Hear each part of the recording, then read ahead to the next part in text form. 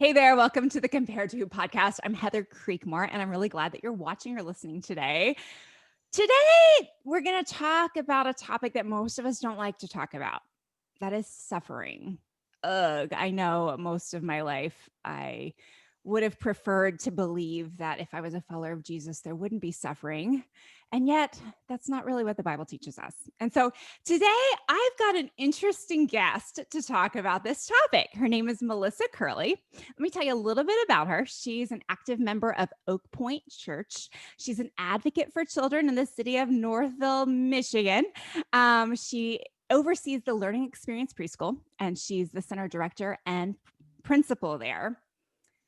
But then this is what you might find most interesting about Melissa. She started a film company. She has been part of the faith-based film community in the Detroit area for over a decade, and she decided to start her own film company called Generation Courage. Their goal is to be a light in the darkness based on the verse in John 1:5. She loves movies, she loves Jesus, and today we're going to dig into suffering with Melissa because she has a brand new movie out that's all about suffering. So, Melissa, welcome to the Compared to Who show. Thank you. Thank you for having me. I'm so excited to be here. So, before we get started, I have to warn you if you're watching this on video, if you're watching this on YouTube, Melissa is in a public place. So, because of COVID, you may see her mask up and mask down as people walk by. So, we're going to have to pray that she has privacy. But if you see her do that, that's why. But Melissa, I don't even know where to begin. I don't even know where to begin today because there's so much here. You have a brand new movie out, and I do want to talk about that. But I also want to talk about suffering. Suffering is something I just released a book on comparison in September. And suffering was a place that I didn't think I would need to go in that book. And yet, as I dug into the different ways God's grace manifests itself in our lives, I realized that one of the ways we really experience God's grace is through suffering. So, can you just tell us a little bit about you and why suffering is close to your heart? I think suffering is close to my heart for a few different reasons. The main reason is I lost my sister to cancer about 7 years ago, Mhm. and I watched my family go through that. You don't ever expect to lose a sibling, and then parents especially don't expect to lose their daughter before they bury themselves ever. Um, so that was really heart wrenching, something to go through. It tested my faith. Why is our family going through this? Why did she die at such a young age? But as the Bible says, our days are limited and they're numbered from when we're born. So it grew our whole family as a family back to God. And grew my faith deeper, to trust and obey that even though I'm walking through trials and tribulations in life, that you're going to walk away being closer to God, knowing that you can't do life without Jesus. Um, it just grows you as a person as well. I've learned being in the ministry that sometimes you don't understand everything that you're going through. And I think that you go through more stuff being in ministry because it grows you to be more compassion with people, more compassionate, more empathetic. You can see where they're coming from and you can help in a different manner than you could by walking through life easily. And if you've had that in your life, blessings to you. But if you have to dig deep down, I think there's always a reason. I believe that there's a timing, there's a place, just like Ecclesiastes says, for everything. And then I also think that you live life forward, but you understand it backwards. So you may not understand when you're walking through that trial, that tribulation, that loss, what God has and what purpose He has for it. But in the end, when you look back and reflect on it, you can see all the blessings that were going on in your life and how He carried you through. And I'm very thankful for that. It grew our family as closer together. We were a family, but we were not a family, to say the least. Like, we were people who were born together and put in this place, but it wasn't a very caring, nurturing environment. And that definitely grew out of watching and going and helping your sibling go through this struggle. Wow. And how old was your sister? She was 49 when she passed. Okay. So Wow. pretty young. Yeah. She left three children, three young children behind, and a husband. And being with your niece and your nephew, the two nieces were older. The nephew struggled the most. He was the youngest. My sister wanted to live every moment like she wasn't terminally ill. So we made the most of it because that's what she wanted. Yeah. I'm sorry for your loss. That's, it's interesting, even like that we're recording this on a Monday. On Friday, my dearest friend from college lost her dad to cancer. And it was a diagnosis 1 week of, you have a couple months left, and progressed pretty rapidly. I don't think he made it 14 days from the diagnosis. So I know there are so many stories out there like that, and so many people suffering from cancer and then other things as well. I mean, we're in this COVID season where people are unexpectedly having complications and just finding themselves facing things that they just never expected to face, be it job loss or just all of the challenges in our world now. So it's interesting that you produced a movie that is all about suffering and the challenges involved there. And it came out right smack dab in the middle of, well, what I hope is the middle or the beginning or the end. I don't know. I hope it's the end, actually. I don't hope it's the middle. I hope it's the end of COVID season. But so tell us a little bit more about the storyline. The movie is called Faith Under Fire. And tell us a little bit more about the storyline and what that movie's about. So Faith Under Fire takes you through the life of a firefighter. His name is Tom Hatcher. He has lost his wife to cancer. And then his daughter gets diagnosed as well. I'm not going to give any endings or any, spoilers or anything like that. But, it's kind of like a modern day twist on the story of Job. Like, your life gets bad, and then you think, okay, it can't get much worse. And it gets worse. And how do you deal with that? And it's great timing for the pandemic, because it feels like every month through 2020, like something else was happening in the world, and it was getting worse and worse. And we don't, like I said, we don't understand it now, but when we reflect years from now, maybe God has a plan. We don't know. But it is perfect timing for the movie to come out because of the loss and the grief. And you may have suffered from a loss of somebody, but you may have suffered in your own loss, like a job, like you said, like something is gone now that you had at the beginning of 2020. So it's perfect timing. It's God's timing, right? When we picked the movie to make, we didn't write the script. We actually bought it from Gary Allison, who wrote it, and we kind of doctored it up with theology and, made a weatherman a fireman, because that's more exciting to watch. But I think, like, the overall was, how do we do a biblical story and show not that happy ending? Because when you pray, sometimes God doesn't answer it the way you want. He answers it with what you need. And that's a very hard thing to grasp as a Christian. And why is there trials, tribulations, suffering in the world? And then, we started it 3 years ago with a dedication to my sister. But when it was released is the perfect timing for the pandemic, not even having a clue what was going on when we would be releasing the film.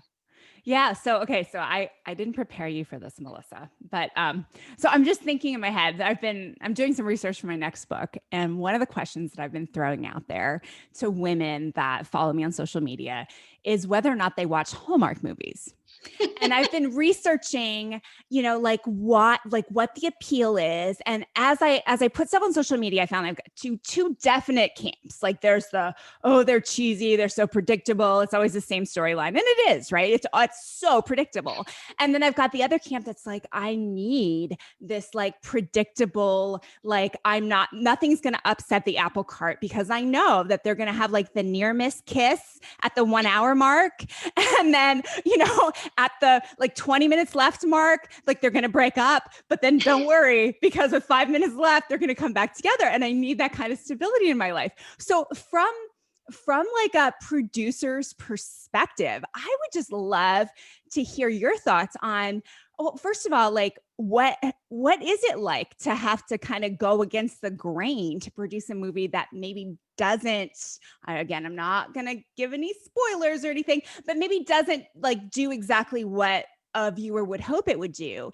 And then like just looking ahead in your career in terms of what other kinds of movies you want to produce, like how do you go against the grain of that, and what would your goal be there? I just love to hear you talk about that a little bit.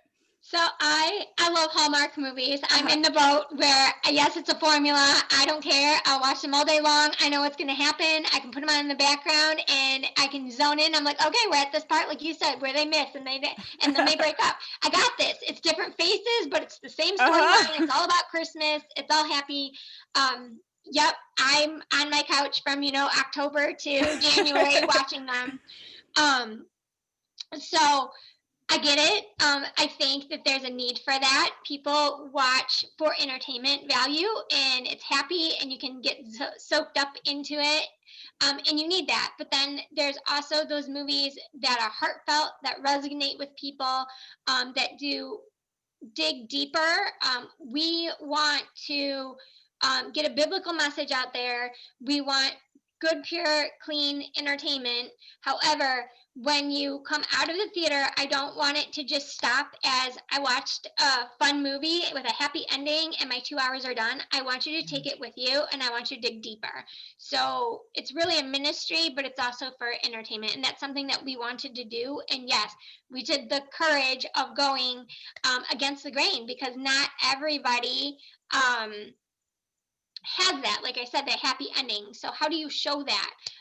And certainly biblical, I don't like to call them characters because they're people, but people say biblical characters. People struggle that were in the Bible, and they struggle deep. In this day and age with this generation, I feel that you need to have those sermons somewhat up on the screen to get to the upcoming generations, like the millennials and below. So I think that's just a great opportunity to do that. So that's kind of where we went.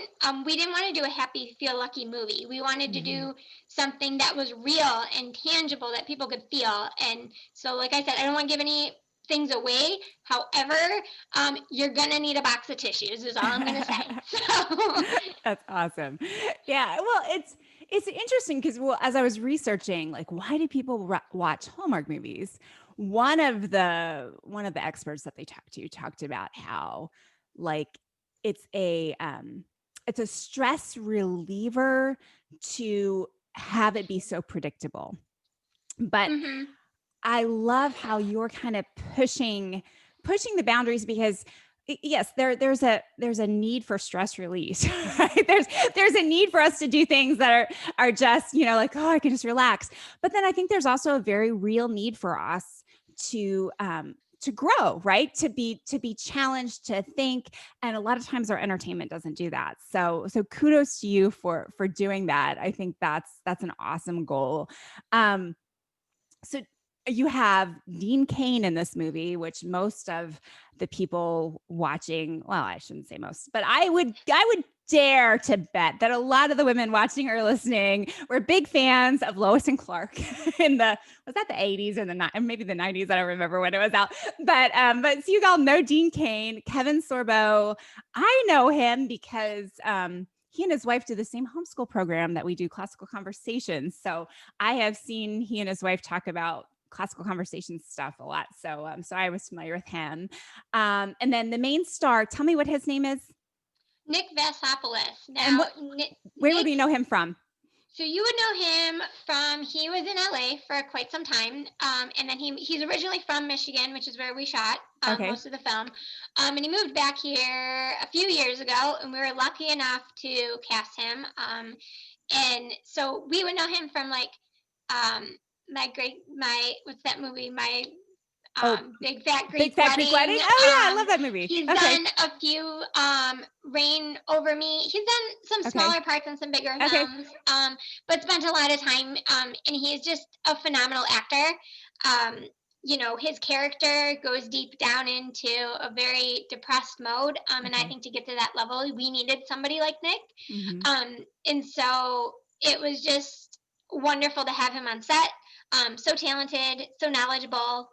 He's a very close friend of mine, so just enjoyed working with him. Fun. But Dean, Kevin, and Nick made the whole movie pretty much. Yeah.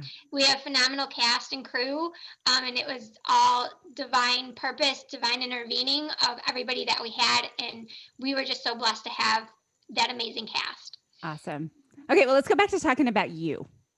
Because part of this show is talking to real women and finding out their story of body image, comparison issues. And then also like the redeeming side of that. And this kind of goes along with what we were saying before. God doesn't waste our pain, right? And so a lot of what I talk and speak about are things that were painful to me. Disordered eating, being trapped in a life where I was always comparing myself to others, those kinds of things. But God doesn't waste it, right? And I think because I went through that, now I am better equipped to talk to women on these issues. So let's talk about you, Melissa. Is comparison something you've ever struggled with? Probably my whole life. Just makes you normal. Yeah, so I am normal. I think I struggle with it more because I'm in the film industry. So you're with a bunch of people that are beautiful on the outside, and I think every woman compares themselves to, am I as good a mother as that mom? Am I as good a looking as that lady? Am I as smart as she is? There's a million things we can compare ourselves to. And I struggled with that at a very early age. And I think most women do. I didn't have a lot of good self-esteem, didn't come from a very loving home, very critical home. So what I found is through my challenges is that God has a plan and a purpose for everybody. So, I probably will never, be like this person, but I'm me. And that's what I had to. What divine talents did God put in, spiritual gifts did He put in my life, and what can I use them as? Because what I'm learning is there's not many women that are producers. There's not many women that own their own film companies, and faith-based, or in general. And so what I am good at is what I focus on, because your mind plays games with you, and you can become so insecure and so like frazzled trying to keep up with somebody else. And they have different gifts, they have different divine intervening in their life, they have different anointing. So I've just learned not to compare, just walk my own path. That's what God has put me on, at my path, my journey. And as those people come into your life, to just try and be the cheerleader for others, because I think that women are so quick to judge each other, so quick to analyze each other, so quick to, we all do it, gossip about each other. And what you really need is sometimes you need somebody to pick you up, and help you. And we don't ask for that a lot. Women like to do everything and pull it on themselves. And that's what I've learned over time. And so I say, if you struggle with insecurity or self-esteem, that's the only thing that you can do, is find the path and find the journey that has God put you on. And I can't tell you it goes away, because it doesn't. But it makes it easier to not look to the left and the right and see what others are doing. You're focused more on what God wants you to do. Yep. Yep. Well, I need to send you my books because I do have some help in terms of how to make it go away mostly. But yes, you're right. You're always tempted. You're always tempted. But I do believe that purpose is a cure. I don't like to talk about self-esteem on the show because I really don't believe that self-esteem is biblical. I believe that we need more God esteem. Our problem is that we spend way too much time thinking about ourselves, and that makes us feel lower and lower and lower and lower. And the more self-focused we are, the more trapped we become. But I mean, that's the common vernacular. If you Google how to, get over comparison and body image issues, you need more self-esteem. But this show is about trying to change that mission and trying to actually help Christians understand that no, it's not self-esteem we need. We need more Jesus esteem. We need to esteem him greater. So, but I love how your purpose has helped you. Finding your purpose has helped you. So talk about what it meant to start a film company and kind of tell us a little bit more about that and what your goals and dreams are for Generation Courage. So it was scary. So I'm not gonna lie, it was a big leap of faith. I didn't know. I have a background in education, as you introduced me. So I have a lot of administration skills, a lot of business skills, but really I had to dive in and start at the bottom and be a PA and work many years before venturing out on my own. I worked with a different company. I did a lot of competitions. I soaked it all in, learned, and then started my own. For Generation Courage, we always want to be a light in the darkness. So what we have coming up next, I'm really excited for. We have our new film we're starting to work on, which is Godspeed, which is a race car driver who struggles with, knowing God and walking that line. Are you going to walk in the world, or are you going to walk for God? And it's built around Proverbs. So we have another book that we've kind of taken hold of, and we think it's another thing that a lot of people struggle with. 1 foot in the world, 1 foot outside of it. And that's really hard in this day and age. So that's kind of what we're gearing for. I'm always how do I make it bigger? How do I make it better? How are we going to do this better? That's, I think, part of just who I am. So we're going for like Days of Thunder type feel with the racing and all that fun stuff. So, Faith Under Fire has some amazing fire scenes, and we did, 5, 6 of them. We're looking for like 10 this time. Wow. And it's gonna be more entertaining, I think. I'm more the Hallmark person, and then my 2 other writers are the Fast and the Furious, the Days of Thunder action. And so we're a good combination, because I'm always like, it needs to be more dramatic, and it needs to be, and they're like, they're and we also have male, female, so they're more like, oh, we need more racing and we need more excitement. And so it's a good combination, and we're looking forward to working on that.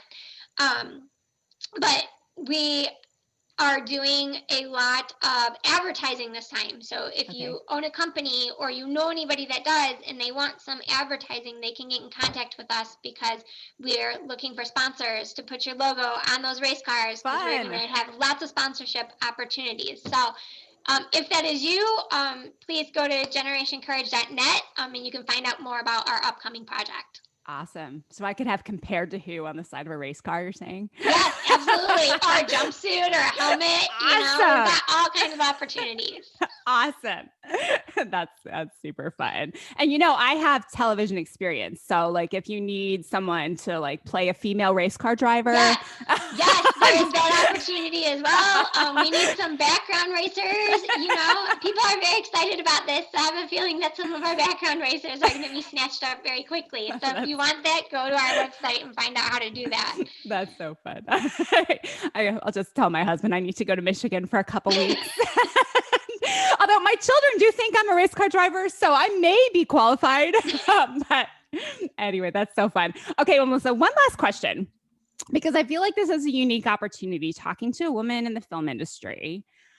You do casting of some sort. I'm sure you probably have help on that front, but as a producer, you're probably over a lot of things. What do you do about this whole body image thing in the film world? Like, how do you? I mean, I'm sure there's some I don't know, reason behind casting people for the way they look, right? Like that just makes sense to a story. But how do we kind of change the expectation? I'm not doing a very good job of phrasing this question well, but here, let me tell you where I'm coming from, and maybe that'll help my question a little bit. So, so there were studies that came out during COVID about how if you don't wear makeup, you eventually begin to see yourself differently from, like not wearing makeup day after day, looking at yourself without makeup becomes the normal. Whereas if you normally wear makeup and you go a couple days without makeup, you look in the mirror and you're like, oh, that's not me. I don't know if I like that version of me. Right. And so I think what's happened is we are so conditioned to seeing a certain look on the screen, and that it's almost uncomfortable to see someone that doesn't look like they're quote unquote supposed to look on the screen. How do you do that? What do you have any thoughts on that? I mean, I know I'm just throwing this at you cold, but any thoughts on that? I mean, because I feel like for Christian movies, we maybe have a responsibility to go beyond just like the culture definition. Excuse me, the culture's definition of beauty. But how do you reconcile all that? So I think that's a very interesting question, because we did have quite a debate on Faith Under Fire when casting. I won't get too much into that, but yeah, people in Hollywood, they expect a certain type of look. Same with the Hallmark movies. Same with entertainment in general. Um, and at the end of the day, it's sometimes not the look; it's the acting that plays a part. I think any good makeup artist and costume designer can take a average looking person that's an amazing actor and turn them into the part that they're supposed to play. You see it all the time in movies where it's the underdog and she changes to this beautiful lady, right? Right. So you can do that, but I think there's a wholesomeness that Hallmark has and a wholesomeness that other faith-based films have that Hollywood does not have, and that becomes more to me. Is this person that is going up on the screen, do they reflect the culture that we live in? Because that's what truly kind of makes or breaks that cast member's part. Just by, like you were saying, like we look at Christian women a certain modesty level. We look at Christian women, the makeup, the hair, like there's just a certain part of our culture and being modest that goes with that. And I think that needs to play on top of the actress's part. So that's kind of what I look at is, how is this going to reflect my audience and how is my audience going to relate to that character? Because if you put somebody up there who is not modest and not modest makeup, people are going to automatically feel that when they see it on the big screen, and it could be very off-putting. So I think you can, if the acting level is there, then that comes first and everything else comes around. Or at least that's how we cast, because we want the right people to be in place. And we're not with believers, we're with non-believers and believers when we're on our set. However, at the end of the day, you respect the culture, you respect what we believe and who we are and what we're doing. And that needs to take a play on that big screen and project as well. I don't know if I answered that I think correctly. so. Yeah. Yeah. No, I think that was good. That's kind of what we look at. We look at the whole person versus just what they look like when they walk into the casting. Right. And we pick our cast very cautiously according to that. Well, there are physically beautiful women whose ugliness comes out. right? Exactly. And Yes. then there are women who maybe you wouldn't like take a second look at first, whose beauty comes out. And Yeah. so I think that's really neat to hear that you're seeing people through those eyes Yeah. You can in be ways children really see. beautiful on the outside, but your insides can be quite ugly, to be Hmm. honest. Yep. Absolutely. So Absolutely. Yeah. Well, Melissa, thank you so much for just, talking to us today. Tell everyone where they can check out Faith Under Fire. Where can you watch this movie? if you're lucky to have one of the states where the theaters are open, Michigan is not. Okay. um, Texas we were in theaters are open in Texas. Yay! So we were in the theaters for a few weeks. I don't think we're in there anymore. Okay. But we are on all streaming devices. So Okay. Fandango. Then there's Amazon. There's a few others. If you go to faithunderfirefilm.com, it will list all of the platforms that we're on for streaming. Um, we're in Redbox. You can go to Target and Walmart and just pick up a copy if you like Okay. to have that tangible DVD. We did because we we just wanted the tangible Yeah. copy. There's lots of different things. If Okay. you go to that website as well, there's study guides for you, discussion guides. So there's lots of opportunities for you to take it and apply it to your own life too. Awesome. Great. Well, thank you so much, Melissa, for being on the show today. And thank you for watching or listening today. I hope something in today's episode has encouraged you to stop comparing and start living. That's all for today. Bye bye. Okay. Let me.